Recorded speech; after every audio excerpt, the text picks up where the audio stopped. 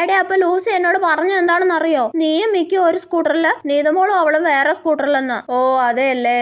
അപ്പൊ ഞാൻ പറഞ്ഞു പുരികം നല്ലോണം ഓവർ ആയിട്ടുണ്ട്, പുരികം ത്രെഡ് ചെയ്യാൻ സമയമായി, ഞായറാഴ്ച തന്നെ പോയി ചെയ്യണം. അയ്യോ ഇന്ന് കണ്ണെഴുതാൻ മറന്നുപോയി, കണ്ണെഴുതിയിട്ട് ഒരു പൊട്ടും കൂടി ഇട്ട ചുന്തിരിയാവും. ആ പന്ന ലിപ്സ്റ്റിക് പണ്ടേ മാറ്റണോന്ന് വിചാരിച്ചതാ, അതിട്ട ഇങ്ങനെ ചുണ്ട് കറുത്തിരിക്കും. പുതിയത് വാങ്ങണം. എന്താടി അവൾ അങ്ങനെ പറയുന്നേ? നിനക്കത് മോശമായിട്ട് തോന്നിയില്ലേ? അതെ അതെ പിന്നല്ലാതെ.